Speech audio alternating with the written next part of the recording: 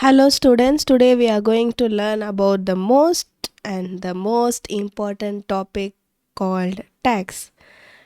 Tax, if we hear this word, everyone becomes little bit scared. No, there is nothing to be scared about this topic, and because it is very easy to understand if you understand its practical application. So, first let us start with the meaning of tax. What is tax? If you look at the meaning here, it is written as compulsory contribution that has to be made by an individual or other person to central government, state government and local government. Okay, இங்கே என்ன சொல்ல வராங்க? Compulsory கான்ட்ரிபியூஷன்னா கம்பல்சரியாக கவர்மெண்ட்டுக்கு பே பண்ணுறது தான் நம்ம என்னன்னு சொல்கிறோம், டேக்ஸுன்னு சொல்கிறோம்.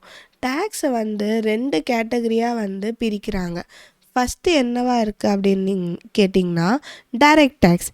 நெக்ஸ்ட்டு என்ன கேட்குறீங்கன்னா indirect tax. Category 1 is direct tax, category 2 is indirect tax. So category 1ல் என்னென்னலாம் மேம் இருக்கும் அப்படின்னு கேட்டிங்க அப்படின்னா income tax, professional tax, tax on agricultural income and indirect டேக்ஸில் என்னென்னலாம் இருக்குது, GST, basic custom duty, central excise duty, blah blah blah blah blah. Okay, இதில் என்னதான் சொல்ல வராங்க அப்படின்னு கேட்டிங்கன்னா டைரக்ட் டேக்ஸில் என்னன்னாக்கன்னா ஒரு பர்சனோட இன்கம் இருக்குன்னு வச்சுக்கோங்களேன். அந்த இன்கமில் டைரெக்டாக டேக்ஸ் நான் இம்போஸ் பண்ணுறேன். கவர்மெண்ட் டைரெக்டாக உன்னோட இன்கம் ஒரு 20 லட்சம் இருக்குது, எல்லாம் போயிட்டு எக்ஸ்பென்சஸ்லாம் போயிட்டு 20 lakhs இருக்குது. அந்த 20 lakhs உன்னோட டேக்ஸ் லயபிலிட்டி நீ கவர்மெண்ட்டுக்கு பே பண்ணணும். இவ்வளோ டேக்ஸ் 20%. நான் ஒரு எக்ஸாம்பிளுக்காக சொல்கிறேன், ஓகேவா? ஸ்லாப் ரேட்லாம் டிஃப்ரெண்ட்டாக இருக்கும். ஸோ 20% அப்படி டைரெக்டாக அவங்க மேலே இம்போஸ் பண்ணுறாங்க. அப்படிங்கிறது தான் நம்ம என்னன்னு சொல்லுவோம், டைரக்ட் டேக்ஸ் அப்படின்னு சொல்லுவோம்.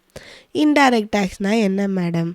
இன்டைரக்ட் டேக்ஸ்னால் இங்கே பார்த்தீங்கன்னா இங்கே எழுதியிருக்கு பாருங்கள், it is not directly Levitt on your income. நீ இன்கம் ஏர்ன் பண்ணுறியோ இல்லையோ, நீ ஒரு ஹோட்டலுக்கு போய் ஏதாவது ஒரு சாப்பாடு சாப்பிட்ட, இல்லைனா ஒரு கடைக்கு போய் ஒரு ட்ரெஸ்ஸு வாங்கின, பில்லு ஏறிச்சுன்னா பில்லோடு சேர்த்து கீழே நீங்கள் ஒரு வாட்டி பில் எடுத்து பாருங்களேன். பில்லோடு சேர்த்து கீழே என்ன இருக்கும், ஜிஎஸ்டி நீங்கள் டேக்ஸ் பே பண்ணியிருப்பீங்க. ஸோ அதில் கவர்மெண்ட் நீங்கள் எவ்வளோ இன்கம் ஏர்ன் பண்ணுறீங்க, சரி அதை பேஸ் பண்ணிவிட்டு நான் என்ன பண்ணுவேன், உங்களுக்கு டேக்ஸு பே பண்ணுங்கன்னு சொல்லுவேன். அப்படிலாம் இன்டைரக்ட் டேக்ஸில் கிடையாது. நீங்கள் ஏதாவது ஒரு கூட்ஸ் பர்ச்சேஸ் பண்ணிங்க, எங்கேருந்தா சாப்பிட்டு வந்துட்டீங்க, ஏதாவது ஒரு ஹோட்டலில் தங்கிட்டு வந்தீங்க, அப்படி இப்படின்னு உங்கள் மேலே ஒரு பில் ஏறிடுச்சு அப்படிங்கிற பட்சத்தில் என்ன பண்ணுவாங்க, கவர்மெண்ட் வருவாங்க. நீ என்ஜாய் பண்ணலை, சாப்பாடு என்ஜாய் பண்ணலை, சரி சந்தோஷமாக நீ என்ன பண்ணு, சாப்பாடு என்ஜாய் பண்ணு. அதுக்கு நீ பில் பே பண்ணிவிட்டு உங்களுக்கு யார் சாப்பாடு கொடுத்தாங்களோ அவங்க இருக்கிறதுக்கு நான் இடம் கொடுத்தேன் பார்த்தியா, நான் இடம் கொடுத்தேன்ல, எனக்கும் ஏதாவது பெனிஃபிட் ஆகணும்ல அப்படின்னு சொல்லிட்டு கவர்மெண்ட் என்ன பண்ணுவாங்க, நீங்கள் எனக்கும் டேக்ஸ் பே பண்ணுங்க அப்படின்னு சொல்லிட்டு டேக்ஸ் பே பண்ணுறதா இருக்கும். ஆனால் டைரக்ட் டேக்ஸில் நான் என்ன சொன்னேன், direct tax is a tax that a person or organization pays directly to the government that imposed it. இல்லை என்டிட்டின்னு இருக்குது, நீங்கள் கவர்மெண்ட்டுன்னு வேணால் மாற்றிக்கோங்க, ஓகேவா? இம்போஸ்ட், லெவீடுன்னு இங்கே ஒரு வேர்ட் இருக்குது. லெவீடுனா என்னென்னா இம்போஸ்ட். புதுசாக அவங்க வேர்ட்ஸ்லாம் கண்டுபிடிப்பாங்க. அதை பார்த்து நம்ம பயந்துடக்கூடாது. ஏதாவது கவர்மெண்ட் இம்போஸ் பண்ணுறாங்க அப்படின்னா அதுக்கு பேர் என்னது, லெவீட், ஓகேவா? ஸோ உங்களோட இன்கமில் டைரெக்டாக உங்களுக்கு டேக்ஸ் பே பண்ணணும் அப்படின்னா என்னது, அது direct tax. So one example is income tax. So upcoming வீடியோஸில் நம்ம இன்கம் டேக்ஸ் பற்றி தான் நம்ம பார்க்க போகிறோம். சரி, இன்கம் டேக்ஸ் பற்றி நம்ம பார்க்க போகிறோம், ப்ராப்ளம் சொல்யூஷன்ஸ்லாம் நம்ம பார்க்க போகிறோம். அதுக்கு முன்னாடி அதில் உள்ள இன்கம் டேக்ஸுக்குன்னு ஒரு தனியான லாங்குவேஜ் இருக்குது. இப்போது நீங்கள் வேறு ஊருக்கு போகிறீங்கன்னு வச்சுக்கோங்களேன். இங்கேருந்து இப்போ சென்னையில் இருக்கீங்க, சென்னையிலேருந்து திருச்சிக்கு போகிறீங்க, அங்கே வந்து தமிழ் தான் பேசுவாங்க. தமிழ்நாட்டை விட்டுட்டு கர்நாடகா போகிறீங்க, கன்னடா பேசுவாங்க. ஸோ அதே மாதிரி இன்கம் டேக்ஸ்க்குள்ளே நம்ம ஜம்ப் அடிக்கிறோம் அப்படின்னா இன்கம் டேக்ஸோட பாஷை நம்ம தெரிஞ்சுக்கணும். இன்கம் டேக்ஸோட பாஷை என்ன பாஷை மேம்? இந்த சம் பேசிக் டேர்ம்ஸ் கற்றுக்கோங்க, அவ்வளோதான், முடிஞ்சு போச்சு. Just short. எதுவுமே வந்து பெருசாக வந்து லைன் இருக்குது அப்படின்னு பார்த்துட்டு பயப்படக்கூடாது, சரிங்களா? ஸோ ஃபஸ்ட்டு அசஸ்மெண்ட்னா என்ன madam? Assessment is the procedure by which the income of an assessee is determined by assessing officer. சரிப்பா, ரொம்ப இங்கிலீஷ் பேசி தள்ளிட்டாங்க, நம்ம இதில் பார்ப்போம். இவர் தான் வந்து தொப்பி போட்ட அசஸிங் ஆஃபீஸருன்னு வச்சுப்போம். ஓகே, அசஸிங் ஆஃபீஸரை நான் ஏ பார் எஃப்னு ஒரு இண்டிகேஷன், சும்மா அப்படி ஒரு சிம்பிள் மாதிரி. இங்கே ஒரு அப்பாவி ஜீவன் இருக்குது. அப்பாவி ஜீவன்லாம் சொல்ல முடியாது. இன்கம் டேக்ஸ் பே பண்ணுறாங்கன்னா அந்த அளவுக்கு அவங்களுக்கு வந்து இன்கம் இருக்குதுன்னு அர்த்தம். இப்போது இது ஒரு இண்டிவிஜுவல். இவங்க பேர் நம்ம என்னன்னு வச்சுக்கலாம்? மிஸ்டர் ஏன்னு வச்சுக்கலாம், சரிங்களா? மிஸ்டர் ஏக்கு எங்கெங்கெல்லாம் இன்கம் வருது அப்படின்னு சொல்லிட்டு இந்த அசஸிங் ஆஃபீஸர் பார்ப்பார். சரி, இவர் எங்கேயாவது ஒரு ஒர்க் பண்ணுறாரா? டீச்சராக ஒர்க் பண்ணுறாரு, பாவம் என்ன மாதிரி, சரியா? டீச்சராக ஒர்க் பண்ணுறாரு, சேலரி கிடைக்குது, ஓகே, இன்கம் ஃப்ரம் சேலரிலேருந்து இந்த ஆளுக்கு ஒரு இன்கம் கிடைக்குது, சரி போங்கப்பா. நெக்ஸ்ட்டு என்ன பண்ணுறாருன்னா, இவர் வந்து ஒரு பிஸ்னஸ் மாதிரி, ஐயா என்னால் வந்து டீச்சராக மட்டும் ஏர்ன் பண்ணிவிட்டு குடும்பத்தை நடத்த முடியலை, அதனால் நாங்கள் என்ன பண்ணுறோன்னா கொஞ்சம் குடும்பமாக சேர்ந்து ஒரு பிஸ்னஸ் பண்ணுறோம்.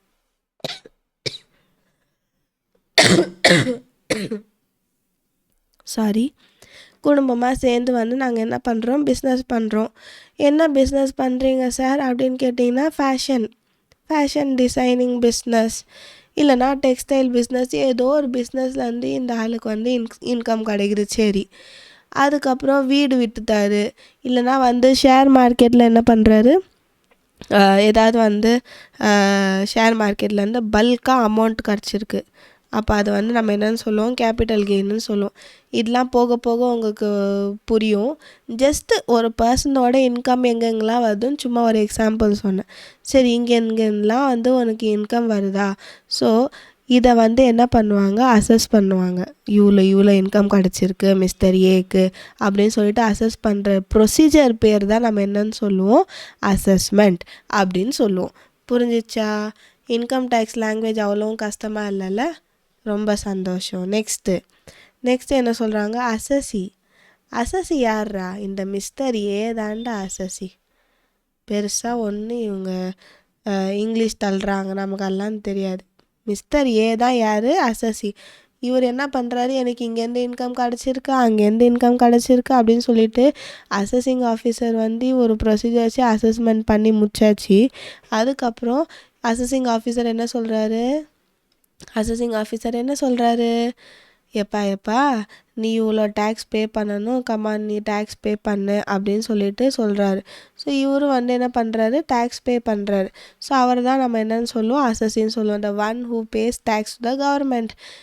இவரை வந்து சும்மா கவர்மெண்ட்டாக இண்டிகேட் பண்ணிக்கோங்களேன், இவருக்கு பே பண்ணுறாரு, கவர்மெண்ட் கொடுத்துருப்பா அப்படின்னு சொல்லிட்டு. அந்த மாதிரி எப்படி இன்கம் டேக்ஸ் ஃபைல் பண்ணுறவங்கிட்ட போயிட்டு இவ்வளோ டேக்ஸ் அப்படின்னு சொல்லிட்டு டைரெக்டாக கவர்மெண்ட்க்கு நான் வந்து பே பண்ணுறேன் அப்படின்னா வந்து I am called assessee because I am the one who is paying the tax. Okay, இந்த அசஸிலையும் எப்படி இருக்காங்கன்னா மூணு கேட்டகரி இருக்குப்பா. அசஸியில் எவ்வளோ கேட்டகரிஸ் இருக்குது? 3 கேட்டகரிஸ் இருக்குது. ஃபஸ்ட்டு கேட்டகரி ரொம்ப ஈஸி. ஒரு வருஷத்தில் அவர் எங்கெங்கெல்லாம் வந்து இன்கம் கிடச்சிருக்குன்னு பார்த்து முடித்ததுக்கப்புறம் அவர் வந்து டேக்ஸ் வந்து கரெக்டாக பே பண்ணிகிட்டே போகிறாரு. அப்போது அந்த ஆள் நம்ம என்னென்னு சொல்லுவோம்? வெரி குட் அப்படின்னு சொல்லிட்டு உன்னை வந்து நான் ஆர்டினரி அசஸி கேட்டகரியில் போட்டுடுறேன். செகண்ட் வந்து என்ன சொல்லுவோம்? டீம்டு அசஸினா என்னது? Person who is like an அசஸி but not அசஸி. ஓகேவா? லூனட்டிக். இப்போ வந்து ஒரு பைத்தியக்காரன் இருக்கான், இல்லைனா வந்து யாராவது வந்து 18 ஏஜுக்கு கீழே இருக்காங்க, அவங்கள நம்ம மைனருன்னு சொல்லுவோம்.